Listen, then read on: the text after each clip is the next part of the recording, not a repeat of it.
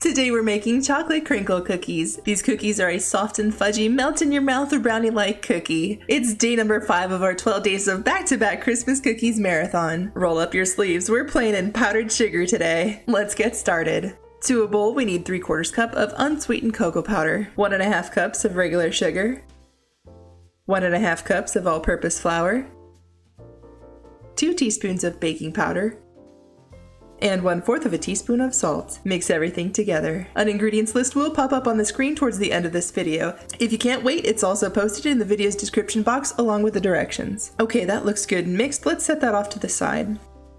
To our main mixing bowl, we need 1/2 cup of vegetable oil, 3 eggs, and 1½ teaspoons of vanilla extract. Whoops, apparently we're gonna add in a splash extra. We're gonna mix this on the lowest speed possible for about 10 to 15 seconds, just enough to break the yolks. Then we're gonna add in the dry ingredients we mixed up earlier, but not all at once. We're gonna do it in batches. I don't know why, I'm just following the recipe. It says to blend for 30 seconds to a full minute for each addition. Oh my goodness, are we turning into a brownie batter? Sure seems like it.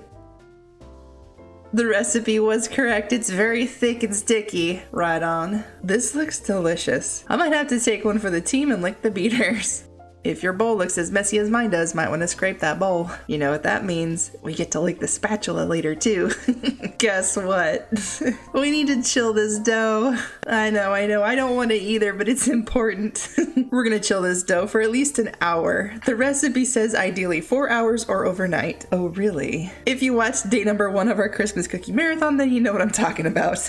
You heard it here first. The recipe says I can, so I did let the dough sit overnight in the fridge. And what do you know? It scoops like a dream. Hallelujah, she's not rock hard.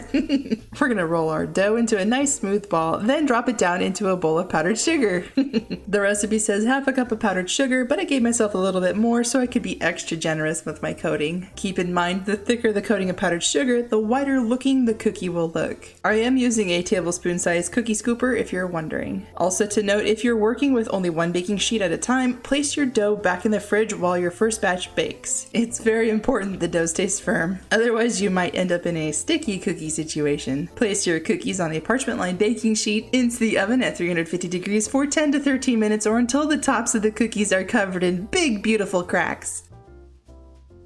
That's a gorgeous cookie. Let your cookies cool for just a minute or 2 before trying to move them. As you can see here, they're very fragile straight from the oven, so give them a minute or 2 to firm up. Then move them to a cooling rack so their little bottoms don't sweat. Here's that ingredients list.